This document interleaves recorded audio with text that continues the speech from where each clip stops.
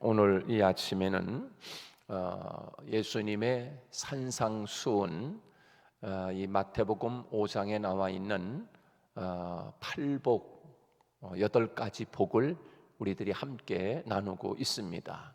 오늘 이 아침에는 온유한 자, 온유한 사람의 복, 온유한 사람은 어떤 복을 차지하게 되는가, 이것을 오늘 이 아침에 함께 나누면서 여러분들이 온유함으로 온유한 사람이 돼서 이와 같은 은혜와 축복을 상속받는 여러분이 되시기를 주님의 이름으로 축복합니다. 하나님이 오늘 이 아침에 온유한 사람이 되라라고 하는 그런 말씀임을 기억하고 우리도 온유한 사람으로 그렇게 하나님 앞에 받을 상속자들이 되어야 할 것입니다. 자, 온유함이라고 하는 것이 무언가? 이 온유함이라고 하는 것은 마음이 부드럽고 또 통상적으로 우리들이 알고 있는 그런 생각이지요. 마음이 부드럽고 또 행동이 친절하고 또 마음씨가 따뜻하고 그리고 성질이 온화하며 또 섬기려는 마음으로 권리와 기대를 양보하는 것을 뜻한다, 이렇게 되어 있습니다. 또 이 온유란 말은 모든 본능과 감정을 제어할 수 있는 훈련된 인격이라고 하는 것입니다. 마음과 또 그 본능, 우리의 본능 있잖아요. 본능, 그 욕구, 본능, 이런 것들을 제어할 수 있는 훈련된 인격, 그걸 말하는 것입니다. 그러니까 온유함이라고 하는 것은 한마디로 말하면 뭐예요? 이미 타고나는 것이 아니라 온유함은 훈련되어진 인격이다라고 그렇게 말할 수 있습니다. 그래서 여러분들이 자꾸 우리 자신도 훈련된 그런 인격을 갖추는 것, 그것이 바로 이 온유함이다라고 할 수가 있습니다. 그래서 이 성경에서 온유함이라고 하는 것은 하나님과의 친밀함, 하나님하고 친밀함, 아주 가까운 사이란 말이죠. 가까워질 수 있는 거예요. 그래요. 하나님과의 친밀함과 또 교제, 그 다음에 동행, 이런 것을 말하고요. 그러한 내적 상태를 이루고 있는 사람을 온유한 사람이다, 성경에는 그렇게 이야기하고 있는 것입니다. 하나님하고 가까워진 그런 상태를 이야기할 수 있는 것이지요. 그래서 성령의 열매 중에 하나가 온유함입니다. 성령의 열매 중에 하나가 온유함. 그리고 예수님의 성품이라고 소개하고 있습니다. 예수님의 성품, 나는 마음이 뭐라 그랬어요? 온유하고 겸손하니 나의 멍에를 메고 내게 배우라. 예수님을 배우라, 그렇게 말씀하고 있는 거죠. 예수님의 성품 중에 온유함. 그래서 예수님을 닮아가는데 예수님의 장성한 분량에 이르기까지 이렇게 자라가야 된다. 예수님의 성품. 그래서 늘 기도할 때마다 빼놓지 않고 기도하는 것 중에 하나가, 하나님 나도 예수님을 닮게 해주세요 라고만 하지 말고 예수님의 온유함과 겸손함을 나도 지니게 해주세요, 이렇게 구체적으로 하나님 앞에 기도하는 것은 굉장히 중요하다라고 볼 수가 있습니다. 그래서 마땅히 본받아야 할 그 마음, 그 성품, 바로 예수님의 성품이지요. 온유함과 겸손함, 그 예수님의 따뜻함. 그러므로 온유한 사람이라고 하는 것은 하나님의 마음을 닮은 사람을 이야기하는 것입니다. 하나님의 마음을 닮은 사람, 이런 사람이 온유한 사람이다. 그분의 지시를 따르고 하나님의 의도에 응하며 순종하는 사람을 의미하고 있는 것입니다. 그러나 온유함은 연약함이라든가 비겁함을 의미하지 않습니다. 참된 믿음의 용기에서 나오는 용기 있는 사람이라고 할 수가 있습니다. 최고의 힘은 무력에서 오는 것이 아니라 바로 부드러움에서 온다 하는 것입니다. 부드러움에서 온다. 온유한 성품은 타고나는 것이 아니라 훈련을 통해서 형성되는 열매, 그것이 바로 온유함이라고 할 수가 있습니다. 온유한 사람은 자기를 낮추고 겸손합니다. 또한 하나님의 뜻에 복종하는 사람을 의미하고 있습니다. 하나님의 뜻에 전적으로 복종할 줄 아는 사람, 그 사람이 바로 온유함이라고 성경은 가르쳐주고 있는 것입니다.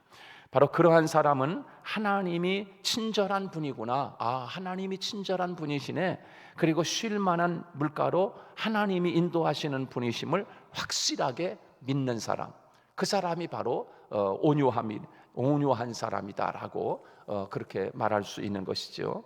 그리고 하나님으로부터 인정받는 사람, 온유하면 이기려 들지 않아도 결과적으로 이기는 사람입니다. 이 사람이 바로 온유한 사람이다.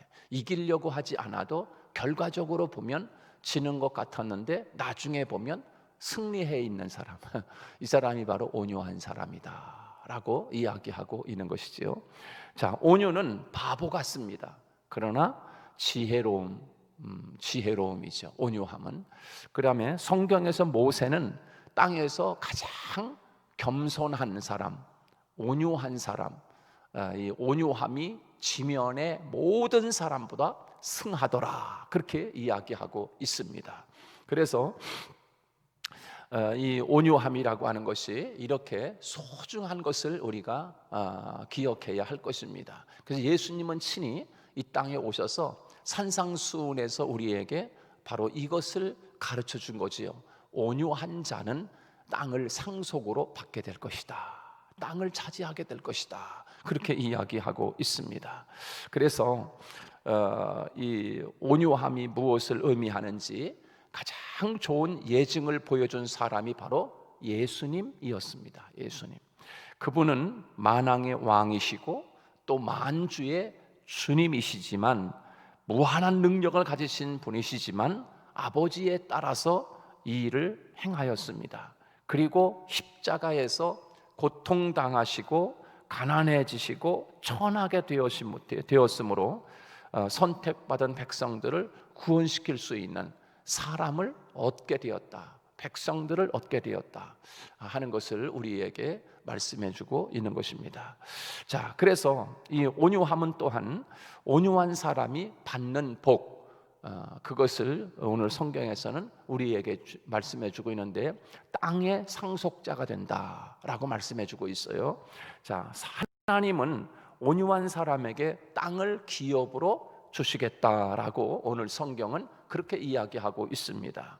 땅을 기업으로 받는 복, 땅의 상속자가 되는 복, 그의 마음과 삶의 자세가 온유함으로 이루어진 사람들의 것임을 우리에게 이야기하고 있는 것입니다.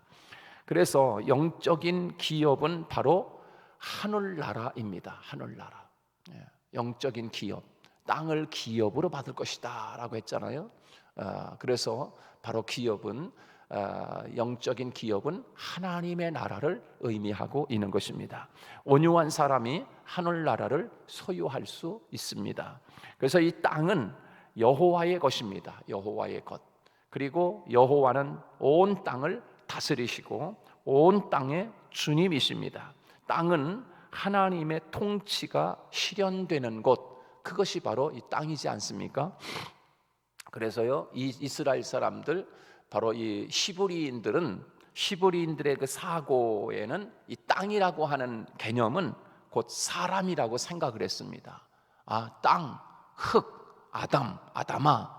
이 아담아가 이제 흙이잖아요. 흙, 사람인데 바로 흙으로 만들어진 사람을 말하고 있는 거예요. 그래서 이 히브리 사람들은 땅, 흙 그러면은 사람을 의미했어요. 사람. 그래서 땅이 황폐하게 된다라고 하는 것은 인간의 마음이 완전히 황폐하게 되었구나, 이렇게 생각을 하는 거죠. 그 땅이 아주 황폐하게 되었다. 그래서 땅이 풍요롭게 된다라고 하는 것은 인간의 마음이 풍요로운 것을 의미하고 있는 것입니다. 땅을 기업으로 받는다라고 하는 것은 자녀 곧 상속자가 되는 것을 의미합니다. 자녀를 기업으로 받게 된다, 땅을 기업으로 받게 된다 라고 하는 것을 그 이스라엘 백성들은 그렇게 생각을 했던 것이지요. 그래서 온유한 사람이 하나님의 나라의 상속자가 되는 것입니다. 오직 주님의 이름을 위해서 참고 인내하며 주님의 처분을 기다릴 줄 아는 사람에게 하나님께서는 천국을 기업으로 상속해 주신다라고 하는 의미입니다. 그래서 예수를 믿고 주님의 보혈을 의지하는 사람이 고통 중에도 이겨내면 천국을 기업으로 받는 확실한 상속가가 될 수 있다라고 하는 것을 우리에게 말씀해 주고 있는 것입니다. 천국은 주님의 보혈 공로를 의지하는 사람만이 기업으로 받을 수가 있습니다. 예수를 믿고 구원받은 사람은 마지막 날에 하나님께 가서 상급을 받을 것입니다. 바로 그 상급은 반드시 하나님께서 예수로부터 선택받은 많은 사람들에게 직접 주시는 것임을 우리에게 이야기하고 있는 것입니다. 그래서 인간의 뜻과 수고로 결정되는 것이 아니라 바로 하나님의 뜻과 주권에 의해서 결정된다라고 하는 의미입니다. 그래서 시편 37편 말씀 가서 보면은 약속의 땅을 차지하게 될 상속자에 대해서 그 시편 37편에 아주 명확하게 우리에게 말씀해 주고 있어요. 거기에 보면은 주님께 소망을 두는 사람, 그 사람이 땅을 상속받게 될 것이고 약속의 땅을 차지하게 되는데, 누가 그 약속의 땅을 차지하게 되는가? 주님께 소망을 두는 사람, 또 겸손한 사람들, 그 다음에 하나님께서 복 주시는 사람들, 그 다음에 의로운 사람들, 이런 사람들은 땅을 영원한 유산으로 받게 될 것이다. 영원히 그 땅에서 살 것이다. 그것이 바로 시편 37편에서 우리에게 말씀해 주고 있는 메시지라고 할 수가 있습니다. 그래서 오늘 또 온유한 사람은 하나님을 의뢰하며 즐거워하는 사람을 이야기하고 있는데, 악한 사람들 때문에 악한 자들이 잘 산다고 해서 불평하거나 또 그것 때문에 속상해하지 않고 늘 주님을 바라보며 진정한 온유한 힘을 지닌 그런 사람으로 하나님이 우리에게 살아갈 것을 말씀해 주시고, 또 그 안에서 큰 힘이 나온다. 온유함에서 힘이 나온다.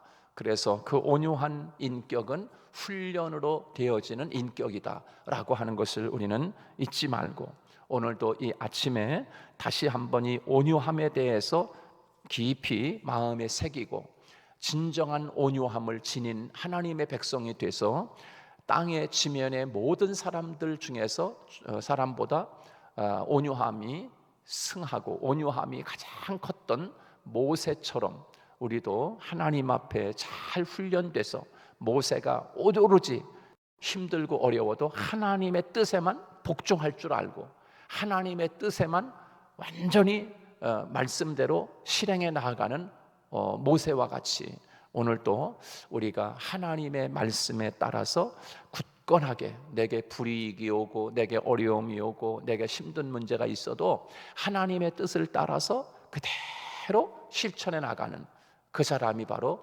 온유한 사람이다 라고 하는 것을 우리는 기억해야 합니다. 예수님은 온유했습니다. 마음이 온유했습니다. 자, 여러분, 예수님을 가만히 한번 생각해 보세요. 바로 그 예수님이 온유했기 때문에 하나님의 뜻에 온전히 묵묵히 순종해 나가는 거예요.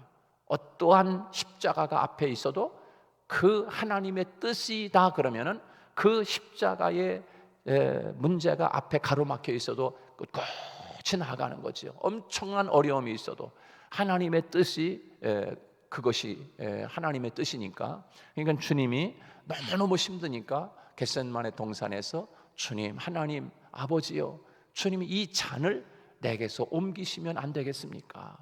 옮겨주시면 좋겠습니다. 그런 기도를 하시잖아요.